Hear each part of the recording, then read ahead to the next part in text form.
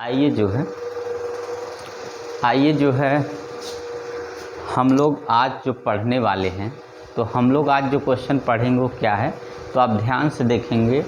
अब मैं आज से जो है या अभी से कहिए फर्स्ट चैप्टर से ही जो है क्वेश्चन नीट का स्टार्ट करके चल रहा हूँ। मतलब फर्स्ट क्वेश्चन से जितना मैक्सिमम नीट में आया हो वो कराऊँगा और जेईई मेंस में जो आया हो वो कराऊँगा।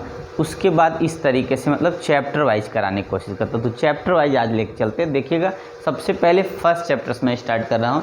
इलेक्ट्रोस्टैटिक चार्जेस एंड फील्ड में नीट का फिजिक्स का जितना भी न्यूमेरिकल है, जितना हो सकता है, जितना करंट में आया वो सब मैं करा दूंगा। ठीक है, तो 1 बाय 1 देखते हैं। तो इसलिए मान के चैप्टर फर्स्ट का ही कितनी वीडियो होगी, चैप्टर फर्स्ट की होगी, 1 बाय 1 करके आप देख लिए। उसमें सब में लिखा होगा electrostatic charge and field NEET physics, तो सब में 1 बाय 1 करके पढ़ा होगा, तो आप लोग देखिएगा। तो चलिए हम लोग आइए पढ़ते हैं, क्या देखेगा बाबू, आइए।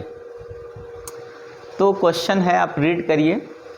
2 point charges A and B, it means दो चार्ज है, 2 पॉइंट चार्ज है जिसका नाम ए एंड बी है। हैविंग चार्ज, उसका चार्ज है plus q and minus q. It means 2 charge है और उसका चार्ज प्लस क्यू है माइनस क्यू है। Are place at a distance apart and acting between them is F, मतलब उनको कुछ डिस्टेंस पे रखा गया है जिसके बीच में फोर्स लगता है, कितना, एफ फोर्स लगता है। इफ़, अब क्या बोला, दूसरी condition, if 25% charge of A is transfer, अगर उसमें से 25% अगर ट्रांसफ़र होकर बी के पास चला जाएगा, देन तब फोर्स की वैल्यू क्या होगी उन चार्ज के बीच में। ये हम लोग का क्वेश्चन है, आंसर हम लोग करते हैं। बात तो समझ गए।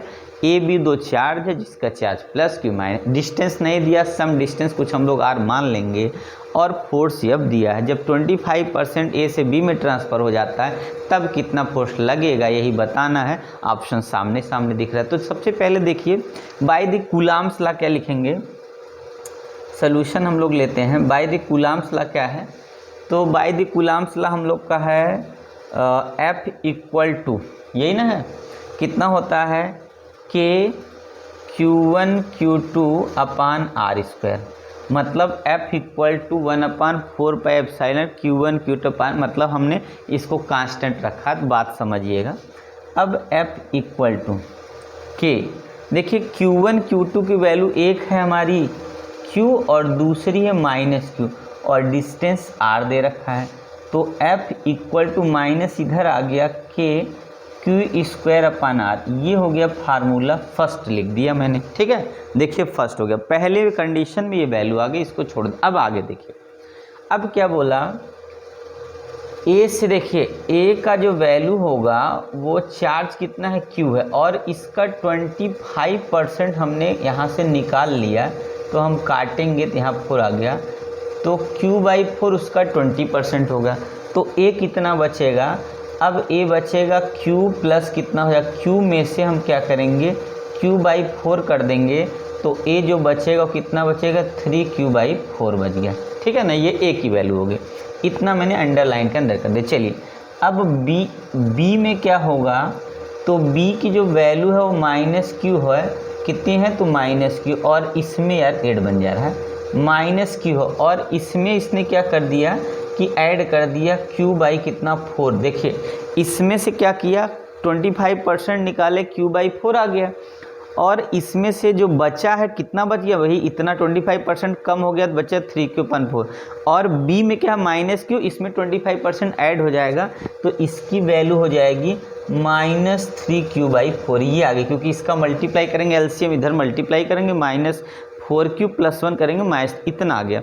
अब देखिए फोर्स की वैल्यू हम लोग निकाल लेते हैं। तो देखिए मैं यहाँ लिखता हूँ, तो F जो इक्वल टू अब होगा, या F डैश जो हो जाएगा, मान लीजिए हो जाएगा K, अब फिर से लिखेंगे Q1 Q2 upon R square, तो F dash equal to K, Q1 QT की वैल्यू यहाँ से होगा, ये पहली वैल्यू है 3Q/4 मल्टीप्लाई दूसरी वैल्यू -3Q/4 अपान क्या होगा, R स्क्वायर, जो डिस्टेंस वो नहीं चेंज होना है, तो अब इसको हम क्या करेंगे, इसको सॉल्व करेंगे तो आएगा कितना, ध्यान से बाहर निकालते हैं, नंबर को बाहर कर देंगे तो माइनस को बाहर नहीं करेंगे, 9/16 क्योंकि 3 3 या 9 4 16 और यहाँ लिखिए -KQ² अपान R²।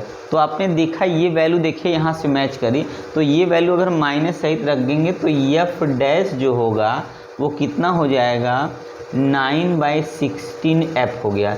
तो ये जिस आंसर से मैच कर रहा उसी आंसर पे हमको टिक करना है। तो आप मिलाइए 9/16 किस में है, तो 9/16 हमारा बी वाले में, देखिए तो हमारा आंसर जाएगा किसको, बी को जाएगा। तो बी है 9/16। तो ये करेक्ट आंसर, देख लीजिए आप ध्यान से, कोई दिक्कत नहीं। देखिए क्वेश्चन देखिए भाई थोड़ा मिक्सअप तो होते हैं, कोई ज़्यादा लॉन्ग होता है, कोई बहुत जो है शॉर्ट होता है, कोई बहुत थिंकिंग वाला होता है, कोई हाई थिंकिंग वाला, तो कोई एवरेज होता है, कोई बिलो द एवरेज होता है। तो इस तरीके का आपको थिंकिंग करके ही क्वेश्चन करना रहता है। तो आप बात को समझिए, इसलिए आप पूरे क्वेश्चन को लगाएंगे तो आपको कोई डाउट नहीं रहेगा, चाहे जैसा होगा आप कर सकते हैं। तो देखिए क्वेश्चन है नीट का है, ठीक है ना, ये 2019 में आया हुआ क्वेश्चन है, ये 2019 का आया हुआ क्वेश्चन है, ठीक है, नीट के 2019 पेपर में आया है। तो देखिएगा ये हमारा आंसर 9/16, आप लोग ध्यान से देख लीजिए, स्क्रीनशॉट ले लीजिएगा 1 by 1 करके, ठीक है ना। तो आइए हम लोग आगे बढ़ते हैं, स्क्रीनशॉट ले लीजिए सबसे पहले आप लोग, तब आगे बढ़ें।